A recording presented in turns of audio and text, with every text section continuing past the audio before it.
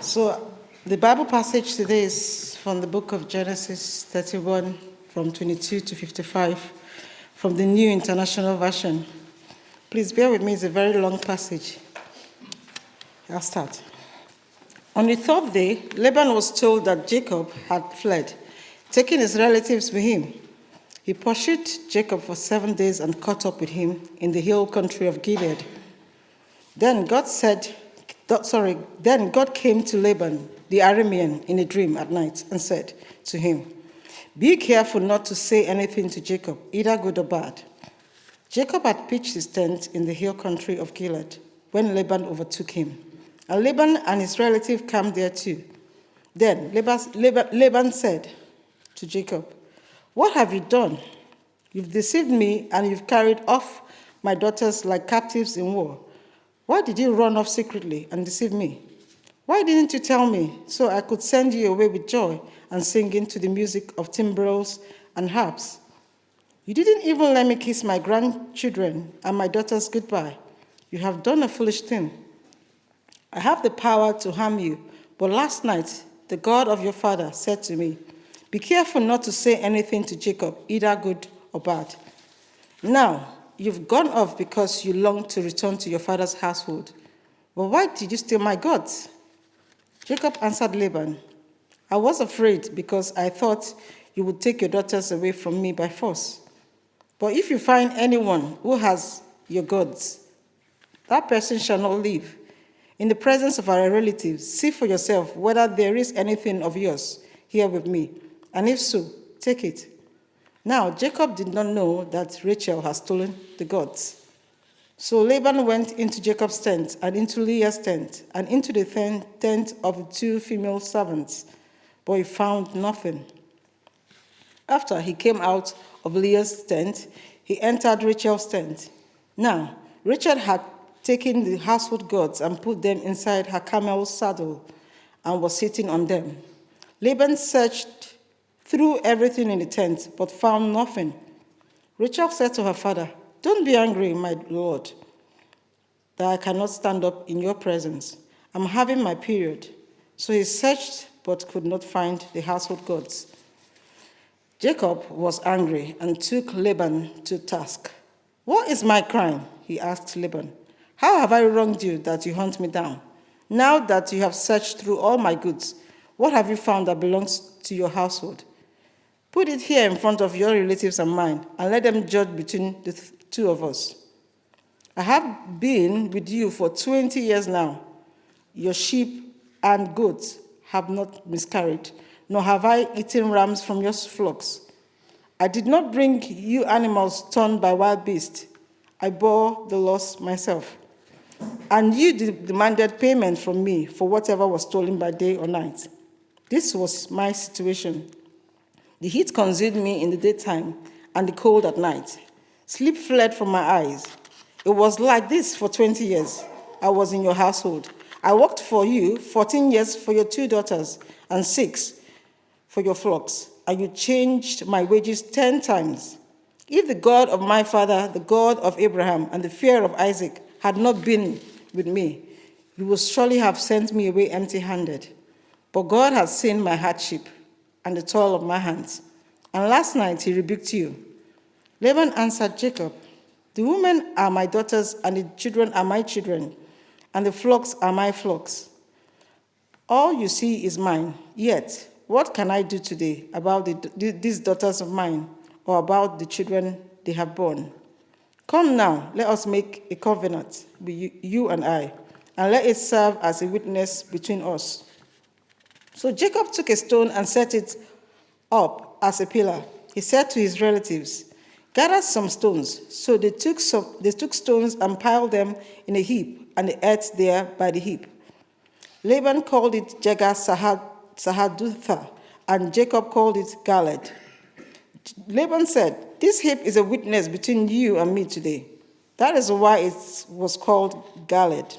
It was also called Mizpah, because he said, "May the Lord keep watch between you and me when we are away from each other. If you mistreat my daughters, or if you take any wives beside my daughters, even though no one is with us, Remember that God is a witness between you and me." Laban also said to Jacob, "Here is this heap, and here is this pillar I have set up between you and me. This heap is a witness, and this pillar is a witness. And will not go past this heap to your side to harm you, and that you will not go past this heap and the pillar to my side to harm me. May the God of Abraham and the God of Nahor, the God of their father, judge between us." So Jacob took an oath in the name of the fear of his father Isaac. He offered a sacrifice there in the hill country and invited his relative to a meal. After they had eaten, they spent the night there. Early the next morning, Laban kissed his grandchildren and his daughters and blessed them. Then he left and returned home. May the Lord bless the reading of his word. Many of you will know that I'm a twin. I'm a twin born into a dysfunctional family with favoritism, dispute, discord evident. My older brother and I don't get on, and that's a gross understatement. We are opposite in character. We're constantly fighting. He is outgoing. I'm an introvert. I prefer to be at home reading quietly. We can't agree on anything. And I'm ashamed to say that ended up with conflict and jealousy in our family, scheming and defeat and deceit. From early on, I wanted to get the better of him. And that ended up with me hurting him deeply. Enormous consequences for our family that will go down the generations. And I deceived my own elderly, frail father, tricking him. Oh, sorry, I should have said, my name's Jacob. And my brother is Esau, a redhead. Because of my deceit and scheming, I had to leave home before Esau came for me. He had vowed to kill me because of what I'd done to him. I put as big a distance as I could to get away from him, traveling north to Mesopotamia to be with my uncle, Laban. The story from then is convoluted and complicated, but let me summarize for you. I worked for 20 years with my uncle Laban. With his goats and his sheep, I was the chief shepherd, if you like, of his flocks. I don't mind telling you that I was pretty good at the job. And the flocks survived and thrived and prospered. And as a result, my uncle prospered greatly too and became a rich man. But I discovered that he is deceitful and mercenary. Maybe that trait runs through our family. He tricked me several times. On my wedding night, when I was a bit under the influence, he gave me the wrong daughter for my bride. He and his sons, my cousins, interfered secretly with the flocks of sheep and goats, making my work as a shepherd even more challenging than it need be. And honestly, I have had it up to here. Up to here. 20 years of his dominance, of his manipulation. 2 of his daughters are my wives. 1 favored. I have 2 concubines. I have 11 sons and 1 daughter so far. And I've just made a vow to myself that I will escape Laban's clutches. I need to get away and return to my family home where I belong.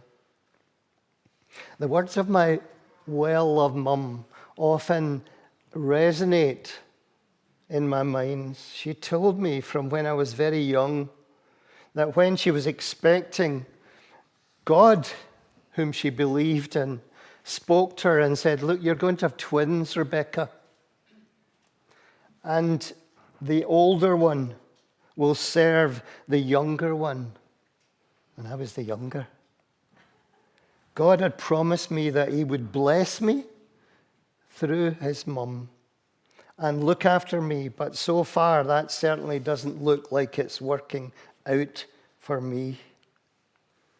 My parents have always, as far as I'm aware, believed in God despite their deep flaws. They trust in him and have wanted me to do the same, but my relationship with God is not quite so real as theirs is. I know about him, and I believe he's actually spoken to me once or twice, but I've always worked out things myself. I didn't really bring God on board and asked him to guide me. I've just done my own thing. He's not a major part of my life. So here I am, after 20 years, in this mess. That's my dilemma. And recently, both my wives, Rachel and Leah, have confided in me that they too have realized how horrible their own father is and has been to all of us. And they have a deep feeling of anger and resentment at his injustice and unfairness to me and to them. And they were wanting out too. And then this remarkable thing happened.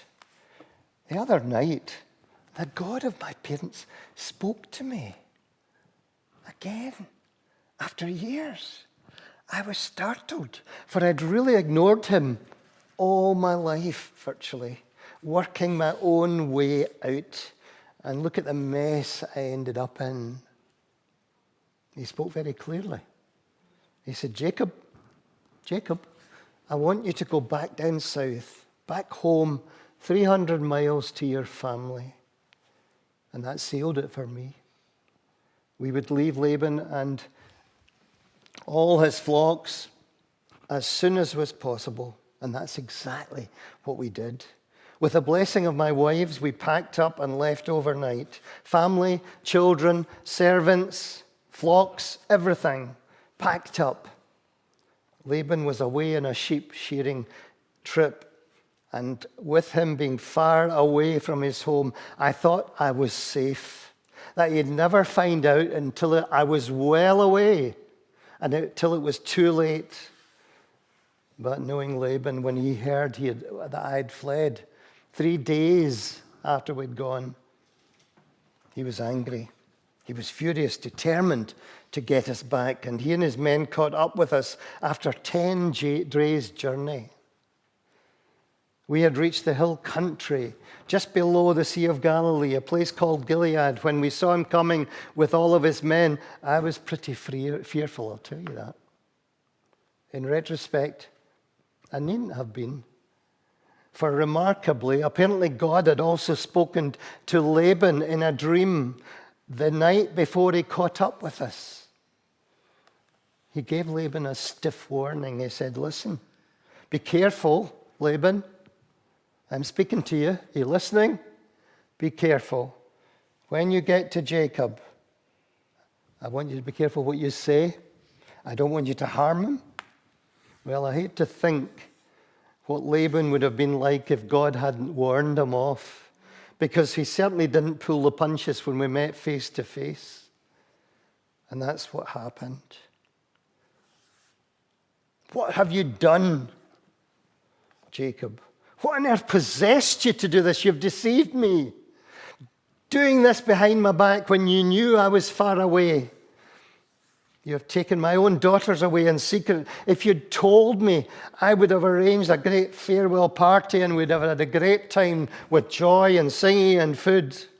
You deprived me of kissing my daughters and my grandchildren goodbye. How could you do this terrible thing, Jacob? What you've done is so foolish. I have the power to destroy you, you know. And for me, tell you, that was my intention as I pursued you. But just last night, your God warned me off. He said, be very careful, Laban. Do not harm Jacob. He's my man. I understand you want to return to your family home, but why do it this way? And let me tell you also, why did you steal my gods, my household gods? Well, I tell you, I reply, I wasn't going to let Jacob just away with that. I was afraid, I said, that if I told you that I wanted to go home, you wouldn't let us go, Laban, or else you'd let me go, but you'd keep your daughters and the flocks and everything, and I would have to go on my own. You're a powerful man. And as for the idols of your gods, I don't even know what you're talking about. I haven't touched them. But if anyone here has them, then they should be punished by death. I was totally unaware that Rachel, my first love, had stolen her father's idols. If I'd known, I would have made her leave them where they were and not touch them. What a mess. What a mess. Needless to say, Laban didn't believe me. And so he demanded to see round all our tents, to search them. He went to mine first, and then he went to Leah's and to our 2 female servants' tents, finding nothing of his there. And lastly, he went into Rachel's tent. She was sitting down and asked to be excused, not to be forced to stand, as she was menstruating at the time. And it was only later she told me that she was the one who had stolen her dad's idols. She'd hidden them in her camel's saddle. And she sat on the saddle in the middle of her tent when her father came searching. What possessed her to do that, I will never understand. We seem to be a family of deceivers. It goes down the generations. Anyway, Laban's search was fruitless. And not knowing all this about the idols, I tackled Laban angrily. I said, "What crime have I committed that you hunt me down like a robber, then demand to search my property, my tents? I told you that you'd find nothing, and so it has proved to be. And while I am talking to you now, let me tell you some home truths, Laban. You call me the deceiver when you're the master of deception? I have slaved for you night and day in all weather, looking after your sheep and your goats. I never took what wasn't mine. I was loyal to you for 20 years, but you deceived me, first of all at my wedding night, due to be married to the one I loved, to Rachel, but you sent Leah to be in my marriage bed that night. I ended up being married to someone I did not love. Now that was deception, was it not? You've a nerve calling me the deceived, or the deceiver rather. Uncle, if the one true God, the God of my grandfather Abraham, the God whom Isaac my father worshipped and feared, if that true God had not been watching over me, as he had promised over 20 years ago, then you, Laban, would have taken everything away from me by force today. Only God speaking directly to you has stopped you. He has rebuked you, and you are not harming me. I tell you, folks, my father-in-law was furious, but he realized he could do nothing because of God. But they're my daughters, he said, Rachel and Leah. Their children are my grandchildren. All you have, Jacob, comes from me, even the flocks. How ridiculous was that? Honestly, he believed that what he was saying, forgetting that I had slaved for 20 years, building up his flocks and his property and everything. And then he said, we obviously cannot agree, but we need to make some kind of agreement here. A binding covenant. A lifetime promise between the two of us. And so that's what we did. We decided to erect a stone cairn to mark our agreement. A permanent marker. And we called the place where we put it the witness. A constant reminder to us for the rest of our lives. And Laban said this cairn is to call to remembrance that the Lord whom you worship will act as our witness and make sure we don't cross the line to harm each other. And Jacob, don't you dare harm either of my daughters. The Lord is watching you. I won't go past this cairn into your side. I will stay on my side, and you, Jacob, must not cross over to my side to harm me. I call on the God of Abraham and the God of his father Nahor to be your judge on this matter. He, the Lord, is watching. The Lord is watching between us. My friends, I readily agreed to this. I promised to God, whom my father Isaac revered, and then I worshipped God there. I sacrificed to him, and I committed my life to God there and then. We asked Laban and his men to stay for a meal that they shared with us, and we allowed them to stay the night. And in the morning, Laban took his daughters, his grandchildren in his arms, one by one, kissed each one in farewell. He returned home then.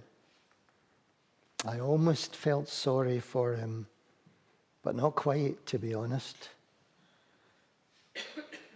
Although in one way it was very sad and a complete and utter mess, in another we were now free.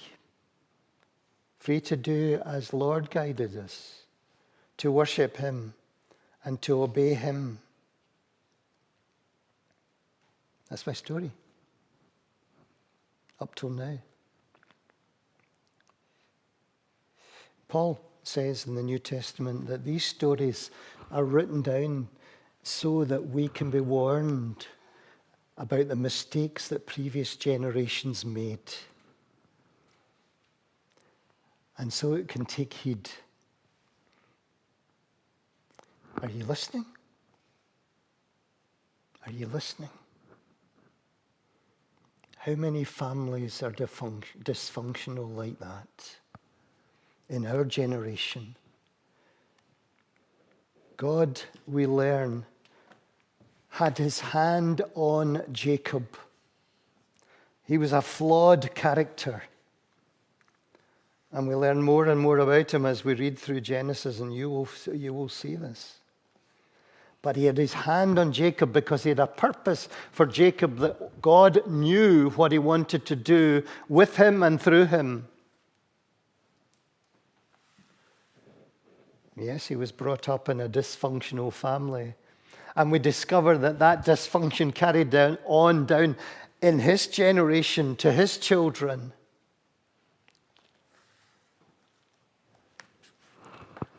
Parents, if you don't follow the Lord, if you disobey him, you will lead your children in the wrong path. And that will go down the generations and keep going down. That's a warning from God. And if you've not been following the Lord and leading your family without taking him into account, then you need to come back to the Lord now, not tomorrow, now, and put it right. And lead your children to follow the Lord. And if necessary, to say, I'm sorry, we've got it wrong, but we are turning back to the Lord. This is serious. The way you live today will affect your children and their children and their children. I've been involved with a family who have been in dispute for something like 15 or 20 years in present 21st century Scotland. Christian family, supposedly, but they don't speak to each other. They never come together.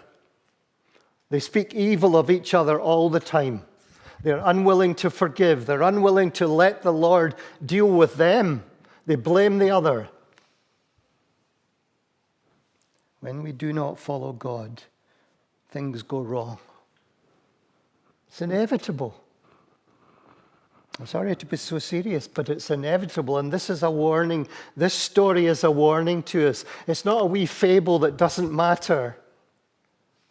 This affects you Every single one of you. And me. And deceit in this family, it runs deep. And when we're deceitful, we often pay for it when people are deceitful to us. Look at the last wee title there. Yet God has a plan. God has a plan. And he had a plan for David, despite all this absolute mess.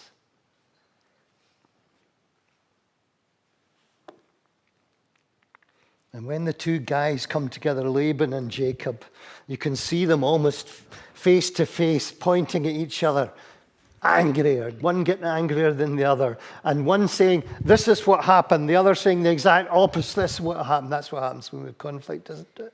We see things from our perspective all the time. So often that's happened to me, and I've had to go and say to people after the Lord's spoken to me about it, reluctantly go back and say, I was wrong, I'm sorry. I was 100% wrong. We get angry so easily, don't we? And we stand in our rights and we blame shift. That has been the sin from the beginning of the world and Adam and Eve. Eve blamed the serpent. Adam blamed his wife, and he said, to God, he said, you gave me this wife and she's led me astray. He blamed God. Have you blamed anybody? Are you in a disagreement with somebody that you're not speaking to? In your family or at work or neighborhood or wherever? And all you can do is stir it up and you say, well, they did this and they did that. They did the next thing. You know what the Lord's saying? He says, stop it, stop it, stop it. Come to me and forgive that person. Forgive them from your heart, because I've forgiven you, says the Lord.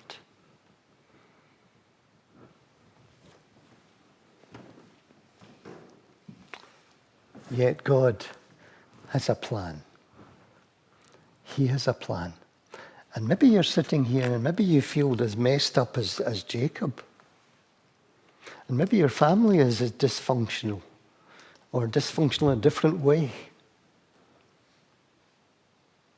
But God has a plan. And you know, his plan can't be stopped. He has a plan for every single one of our lives. For your life and for mine. And Jacob's resentment built up over 20 years, a long time, isn't it? A long time. And it eats away at us. And they come to an uncomfortable truce, but they make a truce. I'm sorry to say, but maybe I'm wrong, but I'm sorry to say I don't think the two guys ever properly reconciled. They had to erect almost a barrier and say, we can't agree, but we're going to ask God to be our referee. He will police the situation. Maybe that's a good thing to do, isn't it? To say, bring it to the Lord and say, Lord, we've got this dispute. We don't know how to sort it out. We can't agree, but will you show us what to do? Sometimes the truth is, because we're flawed human beings, we have to separate. We can't not have to, but that seems to be the only way. God does not want us to separate in an uncomfortable, unresolved way. But sometimes because we are not living the way God wants, that's the only solution we can find. But bring God into that, into your life. God's plan is being fulfilled for Jacob, for his family. He has an eternal purpose for him. His promise will be fulfilled. They made that agreement reluctantly, I think, but they made it. Interestingly, Laban did not worship the Lord. It was Jacob who worshipped the Lord and offered a sacrifice to him. What's the sacrifice the Lord wants of you and me? He wants our lives, doesn't he? He wants me to say, Lord, I am yours. Everything I have and am and will be is yours. I give you my life. Today and tomorrow I'll do the same. And the next day I'll do the same. For you to work in me, to fulfill your purposes, for your glory, for my good, my eternal good. He worshipped the Lord. And then they had that family meal. It can't have been the most joyful meal in the world, can it? It must have been really awkward. Was Laban at one end of the table and Jacob at the other? I don't know. You almost can't imagine it. And then they had a painful parting. Partings are always painful, whether they're temporary or permanent. When we lose somebody whom we love, that is the most painful thing in this earth. But if the Lord is not in that parting, it's 1,000 times more painful. One day, God says that if you trust me, you will be in my presence and there will never be a parting again. Never, ever be a parting again. God's plan, despite all this mess, was being fulfilled.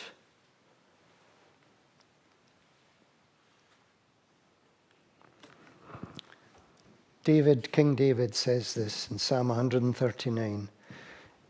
All the days ordained for me are written in your book, Lord, before one of them came to be. That's one of the most magic verses in the Bible. If I'm allowed to say magic, it's the most wonderful promise. All the days ordained, can't be stopped.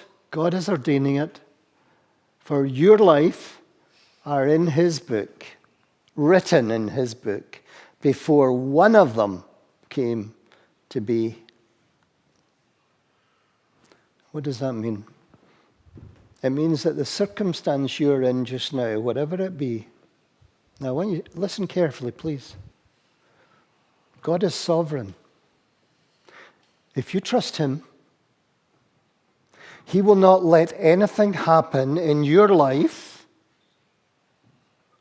that will thwart his purpose.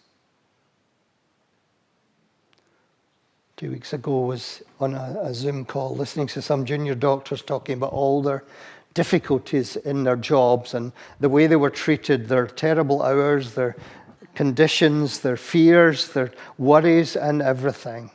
Perhaps I'm not going to get promoted. Perhaps I'm not going to get a job. And we'll listen to that for about an hour. Do you know what I had to say to them? I said, listen, God has a purpose for your life.